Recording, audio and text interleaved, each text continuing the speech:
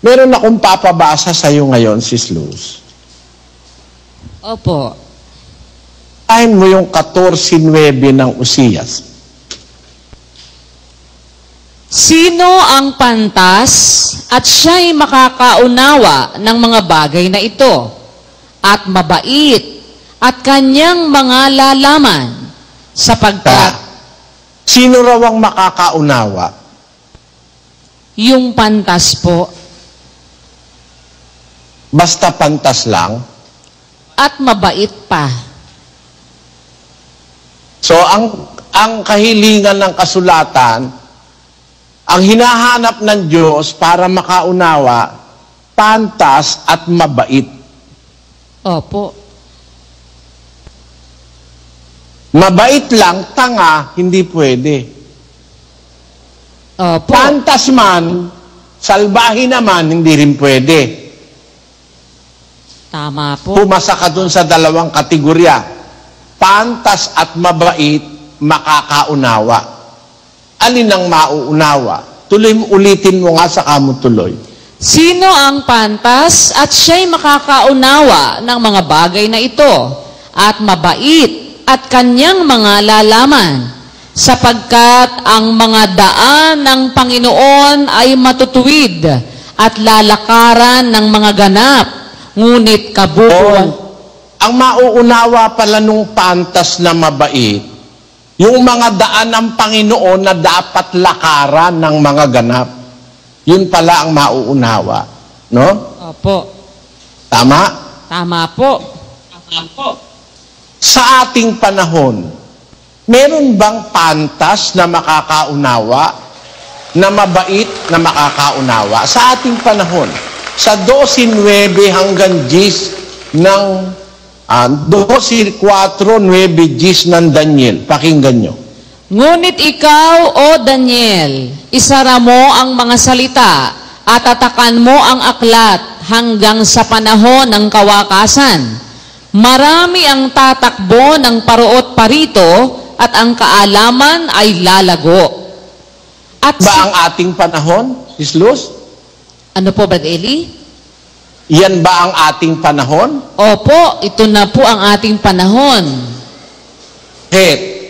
Kasi po, sabi marami ang tatakbo ng paroot parito at ang kaalaman ay lalago. Ngayon po, Akatiya ka ba, kapatid na Dani, yan na ang ating panahon? Opo, kapatid Nelly, dahil dito po sa ating panahon na akmang-akmang natutupad po itong hula na ito kay Propeta Daniel. Panahon ng kawakasan na kung saan marami po ang tatakbo ng paraot parito at ang kaalaman ay lalago. Sa atin pong panahon, malago na Nakikita mo na ngayon, yung maraming tumatakbo ng paraot parito at ang kaalaman ay lalago, kung matalino kang mag-aaral ng Biblia, hahanapin mo na rin yung pantas. Amen. Opo. Bakit? Nandun na po yung tiempo, nandun na rin yung mga signs. Saan mo yung 9? Ikaw naman ang bumasa. At sinabi niya, yumaong ka ng iyong lakad, Daniel, sapagkat ang mga salita ay nasarhan at natatakan hanggang sa panahon ng kawakasan. Marami ang lilinisin at papuputiin at dadalisayin, ngunit ang masasama ay gagawa na may kasamaan at wala sa masasama na makakaunawa, ngunit silang pantas ay mga kakaunawa. Amen. Amen Yun po. pala, kapatid na Lusano, na panahon ng kawakasan, ang i-expect mo ay 4 na bagay. Ano po yun, Brad Eli? Maraming tatakbo ng paraot parito. Ang kaalaman lalago. No? Opo. Tama? Tama po. Maraming magbabalik loob sa Diyos. Opo. At walang makakaunawa sa masama. Opo. Kahit ano gawin ng masama, kahit magtayo pa ng pamantasan, hindi nila mauunawa. Yung mauunawa nung pantas. Tama po. Kaya sa tiempo na yan, hahanap ka na ng pantas. Pag nakikita mo na, walang nakakaunawa sa Biblia, kahit saan ka pumunta reliyon, di nauunawaan ng Biblia. Tapos maraming tumatakbo ng paraot parito, ang kaalaman ay malago. Sa tiempo na yan, ay meron din sinasabi sa Biblia na doon sa mga pantas naman makakaunawa. Doon ka na maghanap ng pantas. Diba? Amen. Opo. Makakaunawa yun. Opo. Alin ang isang mauunawa ng pantas? Alin po? Basahin mo yung Jeremias 9:12. Sino ang pantas na makakaunawa nito? At sino siya na pinagsalitaan ng bibig ng Panginoon upang kanyang maipahayag?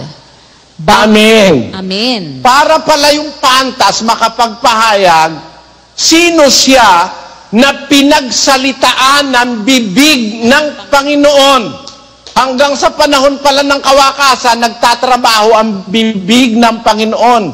Nangungusap siya at kinakausap niya yung pantas, at yung pantas na yon na kinakausap ng bibig ng Panginoon, makapagpapahayag yon. Sister. Amen. Amen po. Itin mo, kapatid na Dani, kung naiintindihan mo. Opo, napakaganda po dito. Ngayon ko lang po ito naintindihan. Dito po sa panahon ng kawakasan na kung saan, gaya po ng sinabi dun sa Daniel, marami ang mga tatakbo ng paraot parito, malago na ang kaalaman, at wala ka pa rin nakikitang ganun, maghanap na po ang sino man sa atin dahil tiyak na tiyak, may pantas na makukuha dahil pangako ng Diyos yun, may makakaunawa. Ngayon, yun pong pantas na yun, ano ang isang mauunawa?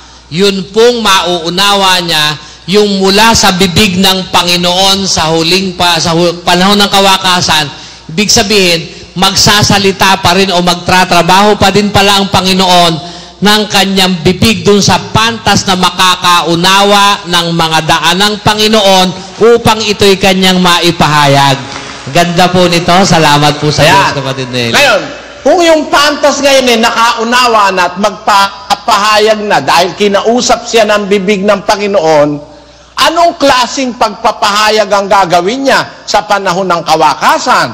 43:9 ng Isayas. Mapisan ang lahat na bansa at magpulong ang mga bayan. Sino sa gitna nila ang makapagpapahayag nito at makapagpapakita sa amin ng mga dating bagay? Yan.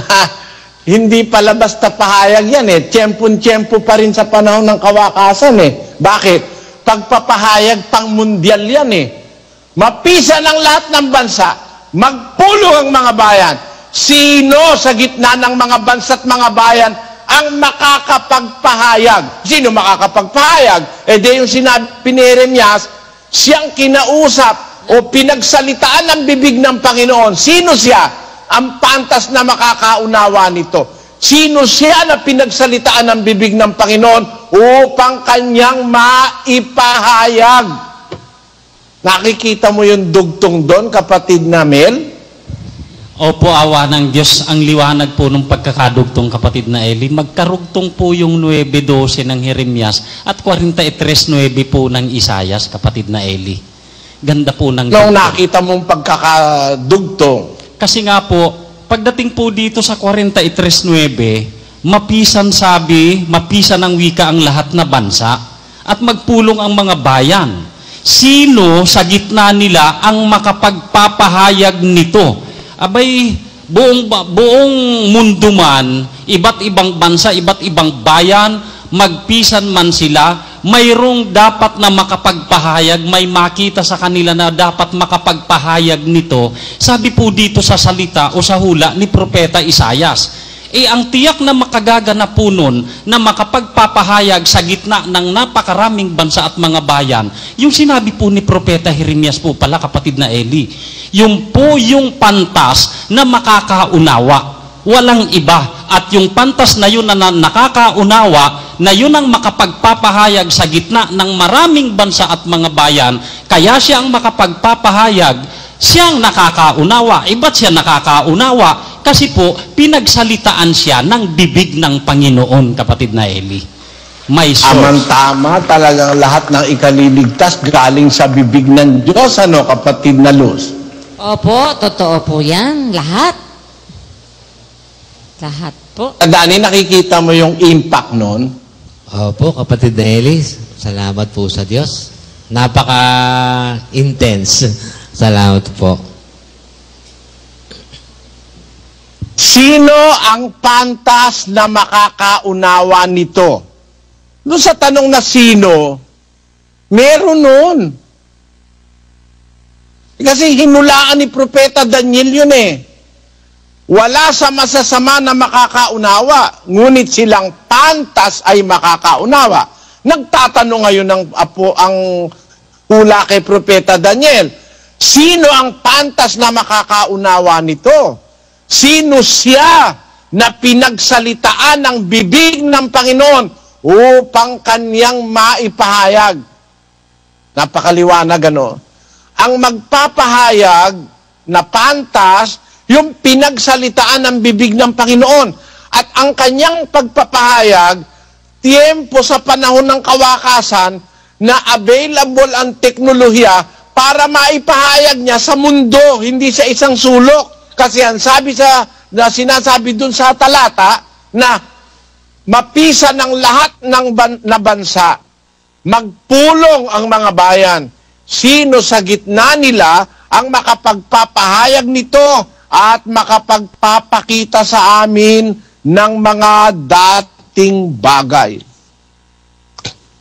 Ang magpapahayag pala, yung pantas na pinagsalitaan ng bibig ng Panginoon. Alam mo kung bakit, Sis Luz? Bakit po? Nagpapahayag iba eh. Ano po ipinapahayag? 23:16 ng Jeremias. Ganito ang sabi ng Panginoon ng mga hukbo. Huwag ninyong dinggin ang mga salita ng mga propeta na nanganghuhula sa inyo. Sila'y nangagtuturo sa inyo ng walang kabuluhan. Sila'y nangagsasalita ng pangitain ng kanilang sariling puso at hindi mula sa bibig ng Panginoon. Amen. Amen. Marami ngayon yan, usong-uso yan. Mga propetang nanghuhula na nagsasalita ng pangitain ng kanilang sariling puso. Ang sinasabi nila, hindi mula sa bibig ng Panginoon. Sa panahon ng kawakasan, may magpapahayag. At ang makakapagpahayag, yung pinagsalitaan ng bibig ng Panginoon. Kaya nakakatiyak tayo sa ating panahon, may kinakausap ang Diyos eh. Apo. Ayoko namang sabihin, kapatid na Luz, na kinakausap ako ng Diyos eh. Pero, para mo pala masabi, kailangan kausapin ka ng Diyos eh. Opo, yun na nga po eh. Talagang ako man po naniniwala na kinakausap kayo ng Diyos. Kasi di ba may mga instances nga po kayo nababanggit na dati. Yun lang nga pong sa panalangin eh. Yung sabi nga po ninyo, nagbibiyahe kayo, wala namang, tapos parang mayroong nagsasalita sa inyo na mali naman kayo, ganon. Alam ko po talagang... Yun, naramdaman ko yun eh. Talagang nung kami, saan tayo papunta noon? Galing kami sa New York, papunta kami ng Washington, D.C. Along the way, nakakita ako ng isang bundok na napakalinis. Malinis na malinis. Sabi ko, pag ganito bundok, mananalangin din ako sa bundok. Kasi pagka maggubat, parang ayoko sa bundok eh. No? Pero napakalinis na bundok, ano. Kung ganito ako, mananalangin din ako sa bundok. Sabi nung isip ko, hindi siguro isip ko, may sabi nun, ano, basta naisip ko lang. Sabi na sa isip ko, mali naman yung panalangin nyo eh. Sabi, hindi nga kayo, mali nga yung pagluhod nyo eh. Pagdating namin sa hotel, nung makarating kami, sabi ko kay kapatid na Cyrus, tingnan mo nga Bumanga ako yung salita na yun na kung paano yung panalangin. Doon ko natuklasan na mali pala yung luhod katoliko na minana ng protestante, na minana ng iglesia ni Manalo. Yung pala yung luhod hilaw. Hindi pala yun ang nasa Biblia, Sis Lu. Opo. Kaya... Yung minsan naman, madaling araw, akong mag-isa, parang maaalimpungatan ako, meron naman akong narinig na parang wala namang tinig na, walang tinig na audible. Wala akong narinig na tinig. Pero sa isip ko, merong nagsasalita sa akin at itinuturo yung ganung pala kako yun. Kaya naglalabasan niyang mga tekstong masasabi mong mahiwaga talaga dahil kung hindi ipinaiisip at hindi sinasabi ng Panginoon yan, maiisip ko ba yan, paksa na yan kung hindi nga may nagsabi sa akin yan, Sis Luz. Ayoko namang angkinin, ayoko namang maging pangahas ako na sabihin kung kinakausap ako ng Diyos. Pero sa hula, yung palang taong makakaunawa at makapagpapahayag, pinagsasalitaan pala yun ng bibig ng Diyos, kapatid na Luz. Opo, totoo po yun. At kami po, ako po, sumasampalataya ako, talagang kinakausap kayo ng Diyos. Kasi hindi po maituturo itong lahat ng ito na mga pinag-aralan natin, itong buong 3 araw na ito na mga tekstong pinag-aaralan natin, kung hindi kayo kinakausap ng Diyos. Hindi po ito maituturo ng ganito kaliwanag at maiintindihan ng kapatiran at pati yung mga nakaraang mga paksa. Hindi po ito maiintindihan kasi malibang ituro talaga ng Diyos at pagsalitaan ng bibig ng Panginoon, sudlong-sudlong po talagang lahat po tumatama lahat po tumuturo na kayo po ay kinakausap at pinagsasalitaan ng bibig ng Panginoon. Hindi po yun kayabangan, hindi ito pagmamalaki. Yun lang ang totoo talaga. Hindi kagaya ni Kibuloy, nag-aangkin. Siya daw, I had a revelation. Siya daw ay kinakausap ng Diyos. Pero, naku po, sinungalingan ang sinasabi. Ang talagang kinakausap at pinagsasalitaan ng Diyos, si kapatid na Eli sa panahong ito. Siya talaga. Kasi, lahat po lahat ng mga sitas na ito, tumuturo po doon Sabi, sino ang pantas na makakaunawa nito? Tapos walang masamang makakaunawa. Ang makakaunawa, yung pantas. Sinong pantas? Yung pantas na pinagsalitaan ng Panginoon. Kailan? Sa panahon ng kawakasan. Ngayon nga po yun yung tiyempo. Tapos yung technology pa sa panahon ngayon na pagsasalitaan siya ng Panginoon para makapagpahayag siya, ipahahayag sa lahat ng mga bansa. Hindi naman ito mangyayari nung araw. Kasi malabo pa noon dahil noon walang teknolohiya para ang lahat ng mga bansa ay mapangaralan mo. Dahil wala pang ang means of communication na kagaya sa panahon natin. Ngayon po, matutupad ito na ngayon po pwedeng mapangaralan ang lahat ng mga bansa sabay-sabay. Kagaya ng ginagawa ni kapatid na Eli ngayon. Nangangaral siya via satellite. Sabay-sabay na papangaralan. Ang ipinapangaral niya, yung sinabi sa kanya ng bibig ng Panginoon. Kaya, totoong-totoo po yun. Salamat sa Diyos. Salamat sa Diyos. Naintindihan po namin talaga. Salamat sa Diyos. Napakaswerte po namin dahil ang umaakay sa amin ay pinagsasalitaan ng bibig ng Panginoon at lahat ng pruweba. Kahit hindi pa tanggapin ng iba. Ang aking ako'y namamangha, Sis Luz, sa kabutihan ng Diyos at sa kapangyarihan niya. Isang bagay na maiisip ko, teka, parang mali, sabihin kong gano'n, kukunin ko yung cellphone ko. Meron ako ritong Greek at saka Hebrew. Titignan ko. Pag nakita ko, mamumroblema na ako. Naghahanap na ngayon ako ng Biblia. Kulang na yung Biblia ko rito sa cellphone. Wala akong computer. Di naman ako marunong mag-computer. Tatawagin ko na ngayon si Cyrus. Tingnan mo nga ako itong versikulong ito. Tinignan.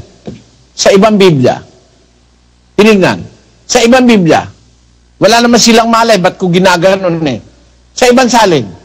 Hanggang maubos lahat ng salin. Sabi ko, mali Bakit po? Walang tamang salin. Sabi ko.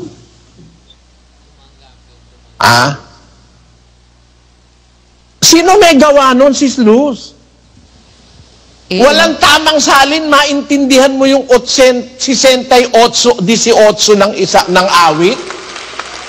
Walang tamang salin kahit isa. Sino may gawa nun? That is very wonderful.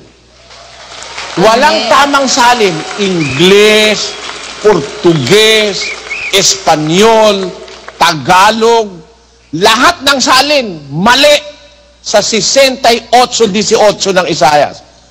Hindi ko naman naiisip, pinaiisip sa akin. Ba't para ka akong mali ito? Bakit tatanggap ng kaloob sa mapanghimagsik? Hindi naman tumatanggap ang Diyos sa mapanghimagsik. Hindi nga tinanggap yung kay Abel Di ba? Opo. O yung tinanggap niya yung kay Abel, hindi niya nga tinanggap yung kay Cain Tapos, hindi niya nga tinanggap yung handog ni Nadabat ni Abiu. Paano ngayon masasabing ang Diyos tumatanggap ng kaloob pati sa mapanghimagsik? Para ka kung may mali. Nung matignan-tignan ko yung pagkakasalin sa salita, mali. Walang nagsalin sa ating panahon na tumama. Tingnan mo, pati sa pinakamatandang salin ng Grego,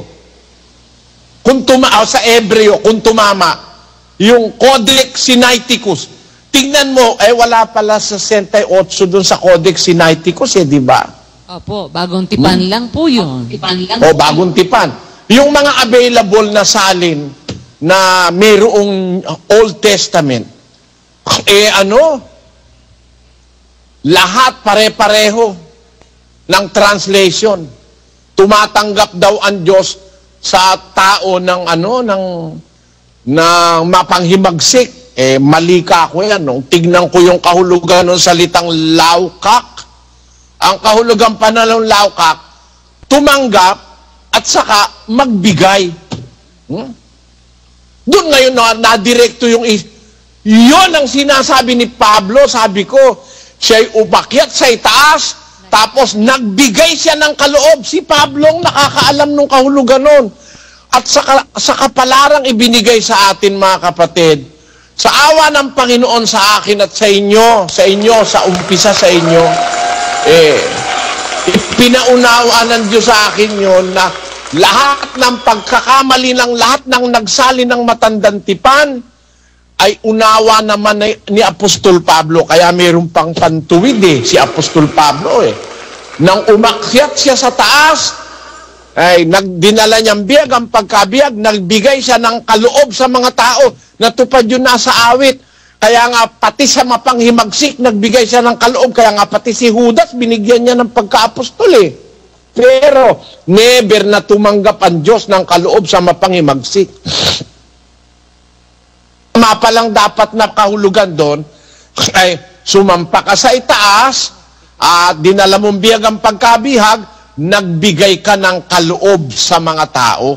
Yun ang talaga dapat. Hindi tumanggap ng kaloob. Na yan ang ginagamit ng mga alagad ni Periol para kahit kanginong tao, kumuha ng love offering nila. Ayon. Tinan mo, pakinggan mo ito, kundi bunga ito ng pagkakamali ng salin na sinamantala naman ng matakaw sa pera. Pakinggan nyo. Sa akin, paano daw kapag nagkaloob ay mamamatay tao? Yung kaloob daw ng mamamatay tao ay tatanggapin ng Diyos. Gayong siya ay taong makasalanan. Mga minamahal, yung pong kaloob ng isang taong makasalanan ay maaaring tanggapin niya ng Diyos. Sapagkat ayon sa talatang aking binasa, tumanggap ka ng kaloob sa gitna ng maraming tao maging sa mapanghimagsik. Kaya ang tao, kahit siya ay mapanghimagsik, yung kaloob niya kapag yung puso niya ay may pagdanasang magkaloob, tatanggapin niya ng Diyos. Dahil ang Diyos ay natutunan itong mahaderang ito, na mahaderang ito'y natutunan kay Periol kahit daw mapanghimagsik tatanggapin ng Diyos. Ang batayan, maling pagkakasali ng talata. Yung ba naman, makikita ba? Hindi nga nakita ng lahat ng relihiyon yan Hindi rin nakita ng lahat ng translator ng Biblia Ha? Nakita nyo? Hindi nakita yun Pero nakita yun natin. Ipinakita ng Diyos sa akin sa isang paraan hindi ko inaasahan, Sis Luz. Sa isang paraan. Kasi kung mag-aanap ka ng mga translation, lahat halos mali. Ang tumatama lang yung nasa Latin Sa Latin, pati pala sa Latin, mali rin Opo, accept. Walang tama kahit isa. Latin, mali rin. Accept. Pati yung nasa Latin. Basahin mo yung sa Latin, Sis Luz. Ascendisti in altum sepisti captivitatem accepisti, dona in hominibus etenim non credentes inhabitare, Dominum Deus. Tamo? Accept. Accepisti dona in hominibus etenim non credentes. You accept, yung salitang acceptisi, tumatanggap. Pati sa Latin, mali. Akala ko pati ba naman yung Malatin, tama Lahat ng salin ng Biblia, mali. Pero talagang ang tama, yung tama, yung naunawa natin. Ang lahat ng nagsalin mali, pero tayo tama. Tayo talaga ang tama. Talagang bigay ng Diyos na tayo tama. At yan ay dahil sa bibig ng Diyos, kapatid na Luz. Siguro, dapat nating tanggapin na yung salita ng Diyos sa kanyang pagiging totoo, walang makakatutol. Para maipahayag mo yung dating bagay, para maipahayag mo yung katotohanan, kailangan pinagsasalitaan ka ng bibig ng Panginoon. Siguro yung nararamdaman ko na pagka merong isang bagay na bagong kaalaman, sabi ko sa loob-loob ko, ang tagal kong binabasa itong talata. Hindi ko talaga naiintindihan Mula pa sa panahon ni kapatid na Perez Pagkatapos, isa-isang lumiliwanag yung mga talata, Sa isang sintidong pati kayo na nag-aaral ng Biblia mula pa rin sa kapatid na Perez, nakikita nyo naman di ba, tinatanong natin madalas si kapatid na Armis, siya ang kasama ko sa panahon ni kapatid na Perez. Ang sinasabi niya, talagang hindi ganun sa panahon ni kapatid na Perez ang aming paninindigan. Pero sa awa ng Panginoon, ako ang nasasabi ko lang, sana'y hindi ako nagkakasala pagka nagpapahayag ako ng ganito, na talagang ang paniniwala ko, kapatid na Luz,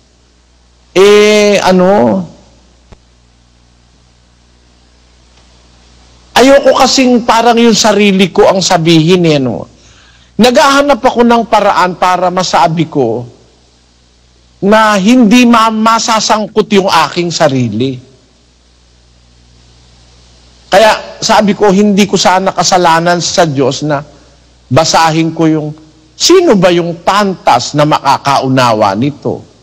Sino siya na pinagsalitaan ng bibig ng Panginoon?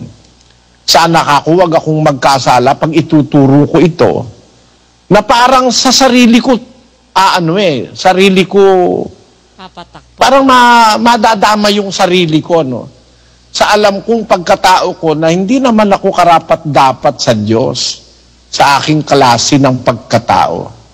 Pero ang naiisip ko, Mahal ng Diyos ang kapatirang ito. Sapagkat kaya nagpapahayag ang Diyos, hindi dahil sa akin, kundi para sa inyo. Yun ang nagiging konsolasyon ko. Mahal ng Diyos ang mga kapatid na aking inaakay. Siguro kung ako lang, hindi ko maiintindihan ito. Pero dahil kayo ang gusto ng Diyos na maging recipient ng katotohanan ito, I accept the humble part that God has bestowed upon me to be His instrument in clarifying to you things that have not been discussed or neither touched by other religious leaders. And after all these things have been said and done, I will say, to God be the glory, honor, and power, and might forever and ever. Amen. Salamat sa Diyos.